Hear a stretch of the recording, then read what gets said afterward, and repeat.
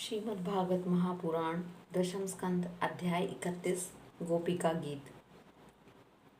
गोपियां विरह वेश में गाने लगी। प्यारे, तुम्हारे जन्म के कारण बैकुंठ आदि लोकों से भी ब्रज की महिमा बढ़ गई है।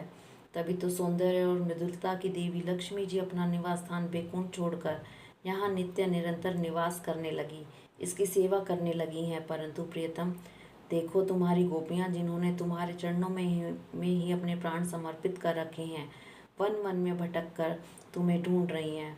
हमारे प्रेमपूर्ण हृदय के स्वामी, तुम हमारी बिना मोल की दासी हैं। तुम शरतकालीन जलाशय में सुंदर से सुंदर सरसिज की कर्णिका के सौंदर्य को चुराने वाले नेत्रों से हमें घायल कर चुके हो। हमारे मनोरथ पूर्ण करने वाले प्राणेश्वर, क्या नेत्रों से मारना वध नहीं है? अस्त्रों से हत्या करना ही वध है। पुरुष शिरोमणि, यमुना जी के विषैले जल से होने वाली मृत्यु, अजगर के रूप में खाने वाले अघासुर, इंद्र की वर्षा, आंधी बिजली, दावानल, वृषभासुर और व्योमासुर आदि से एवं भिन्न भिन्न अवसरों पर सब प्रकार के भयों से तुमने बार बार हम लोगों की रक्षा की है।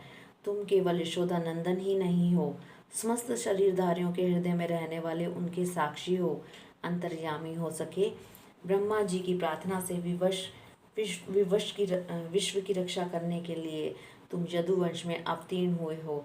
अपने प्रेमियों की अभिलाषा पूर्ण करने वालों में अग्रगण्य यदुवंश शिरोमणि, जो लोग जन्म मृत्यु रूप संसार के चक्र से डरकर तुम्हारे चरणों की शरण ग्रहण करते हैं, उन्हें तुम्हारे कर कमल अपनी छत्र छाया में लेकर अभय कर देते हैं।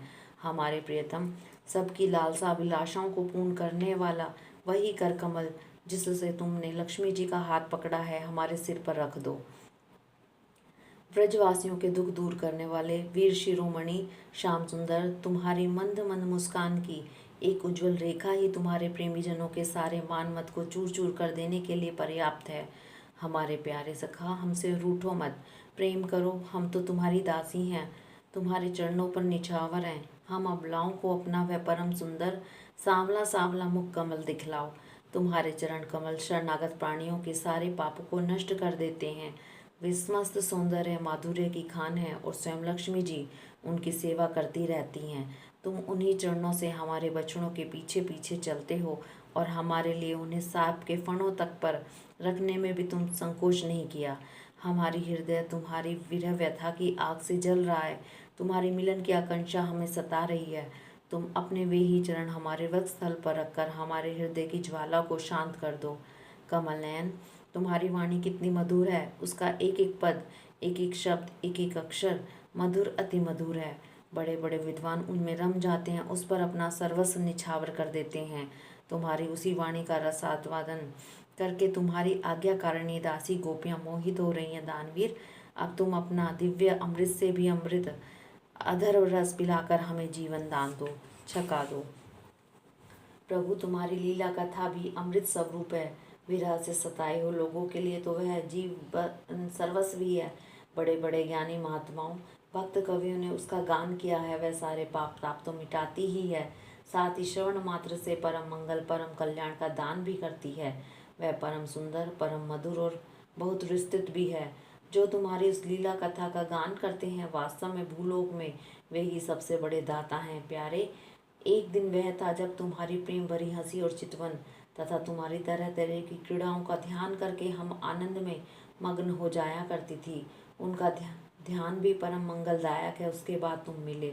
तुमने एकांत में हृदय स्पर्शी ठिठोलियों की प्रेम की बातें कहीं। अब हमारे कपटी मित्र, अब वे सब बातें याद आकर हमारे मन को शुद्ध किए देती हैं। हमारे प्यारे स्वामी, तुम्हारे चरण कमल से भी सुकोमल और सुंदर हैं। तुम जब गौं को चराने के लिए व्रत से निकलते हो, तब यह सोचकर कि तुम्हारे युगल चरण कंकड़ तिनके कुश कांटे गड़ जाने से कष्ट पाते होंगे, हमारा मन बेचैन हो जाता है, हमें बड़ा दुख होता है। दिन ढलने पर जब तुम वन से लौट आते हो तो हम देखते हैं कि तुम्हारे मुख पर नीली नीली अलकें लटक रही हैं और गौं के खुर से उड़ उड़कर घनी धूल पड़ी हुई है। हमारे प्रियतम, तुम अपना वह सौंदर्य हमें दिखा दिखाकर हमारे हृदय में मिलन की आकांक्षा प्रेम उत्पन्न करो। प्रियतम, एकमात्र तुम ही हमारे सारे दुखों को मिटाने वाले हो। तुम्हारे चरण कमल शरणागत भक्तों की समस्त अभिलाषाओं को पूर्ण करने वाले हैं। स्वयं लक्ष्मी जी उनकी सेवा करती है और पृथ्वी के तो वे भूषण ही हैं। आपत्ति के समय एकमात्र उन्हीं का चिंतन करना उचित है, जिससे सारी आपत्तियां कट जाती हैं।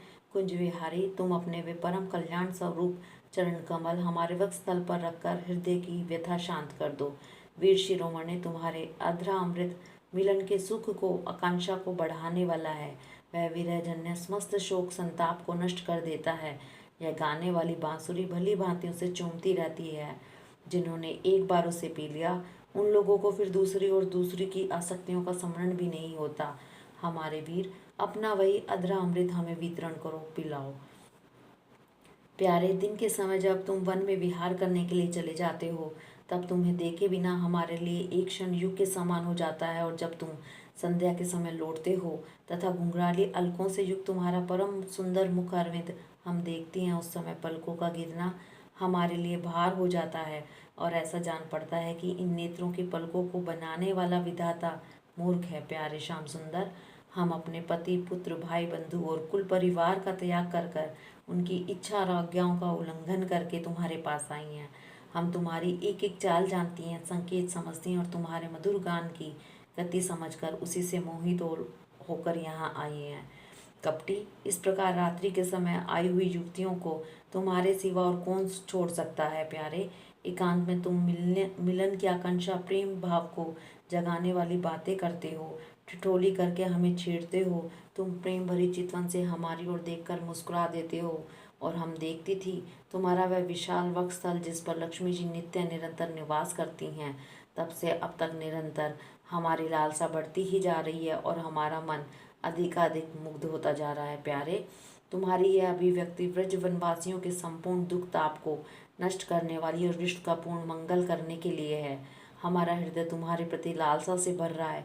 कुछ थोड़ी सी ऐसी औषधि दो जो तुम्हारे निज जनों के हृदय रोग की सर्वदा निर्मूल कर दे। तुम्हारे चरण कमल से भी सुकुमार हैं, उन्हें हम अपनी कठोर स्तनों पर भी डरते डरते बहुत धीरे से रखते हैं और कहीं उन्हें चोट ना लग जाए। उन्हीं चरणों से तुम रात्रि के समय घोर जंगल में छिपे छिपे भटक रहे हो।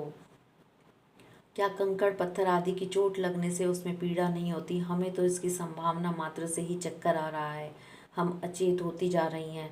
श्री कृष्ण, श्याम सुंदर, प्राणनाथ, हमारा जीवन तुम्हारे लिए है। हम तुम्हारे लिए ही जी रही हैं, हम तुम्हारी ही हैं। हरिओम तत्सत।